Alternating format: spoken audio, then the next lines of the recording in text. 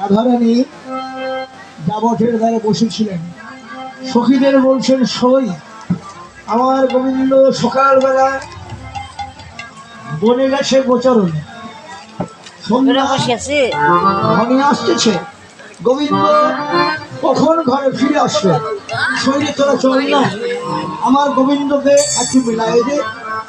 সখীরা বলছে তোর গোবিন্দকে তুই দেখতে চাস, দেখ রাধে, গোবিন্দকে যদি দেখতে চাস তাহলে তোকে এই ঘর ত্যাগ করতে হবে, কারণ তোর এই ঘর ভালো নয়। এই ঘরে আছে শাশুড়ি জটিলা, এই ঘরে আছে ননদী জটিলা, সে ঘরে কখনো তোর গোবিন্দকে পাবি না। এবার আমি বলছে তোরা যখন বলছিস তখন চল, কোথায় গেলে আমার গোবিন্দকে আমি লাভ করতে পারবো, আমি তোদের সঙ্গে চলি। এবার রাধারানী গোবিন্দ যে পথ ধরে গেছেন সেই পথের মাঝে সে দাঁড়িয়ে আছে।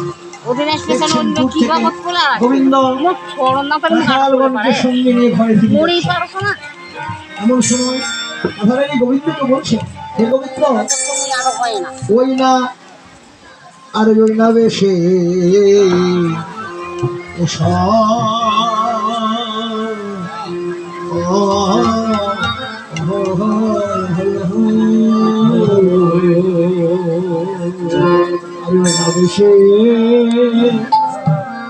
এসো তুমি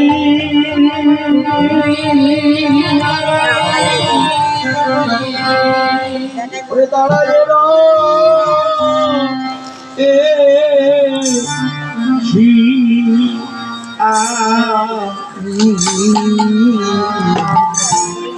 ওরে তুয়া বধু লই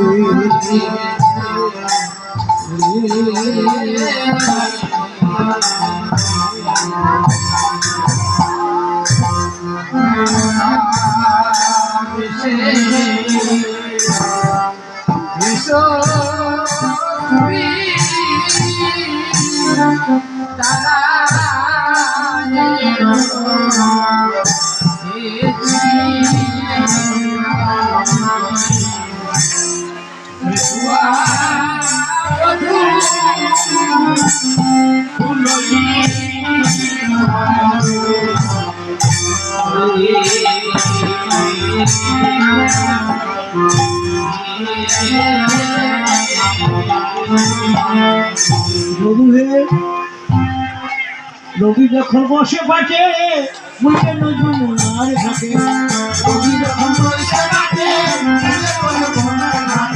রবি যখন বসে পাঠে মুখে নজরুল আর থাকে, রবি যখন বসে পাঠে মুখে নজরুল আর থাকে, তোমার আগে চাই চাবি আর তোমার আগে চাবি তোমার আগে চাই চাবি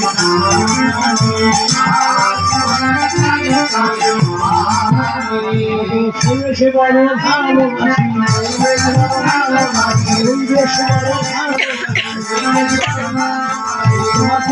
হয়েছে কাশি হয়েছে বড় হয়েছে কাশি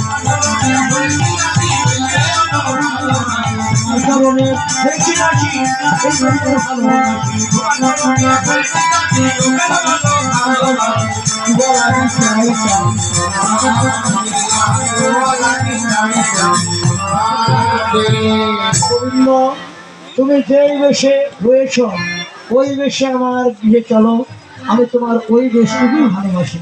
এবার গোবিন্দ রাধারানীর কথা শুনে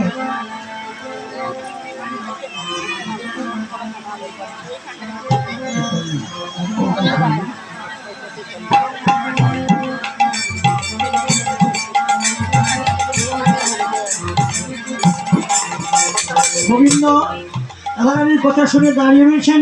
রাধারানী বলছেন, হে গোবিন্দ, তুমি আমার আঙ্গিনা আমার গৃহে চলো, আমার মন্দিরে তোমাকে যেতে হবে। আমি বড় আশা করে এসেছি, আমাকে যেন চরণ ছাড়া করে দিন। হে গোবিন্দ, তুমি আজকে ওই চঞ্চলধর নদীর সঙ্গে ঘটনাকে চঞ্চলধর নদীর সঙ্গে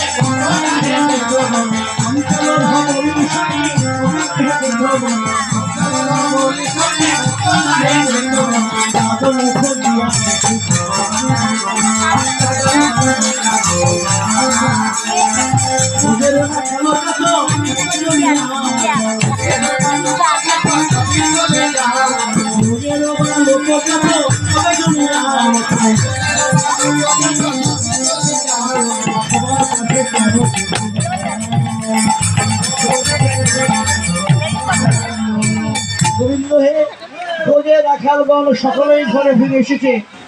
আজকে তুমি সকলের বিশ্বাসে চঞ্চল ধবলের সরে হেঁটে হেঁটে তোমার চার বদন শুকায় গেছে। তুমি আমার মন্দিরে চলো, আমারও মন্দিরের মাঝে বিচিত্রমান লঙ্ক আছে।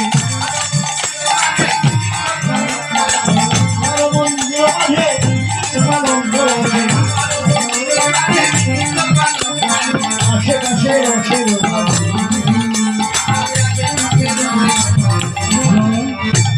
তাহলে সুতিবা তুমি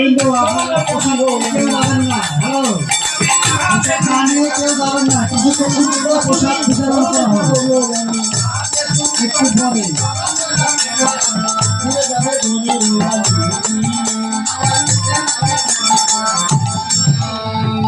গোবিন্দ, তুমি চঞ্চল ভবনের সঙ্গে হেঁটে তোমার চার বদল শুকায়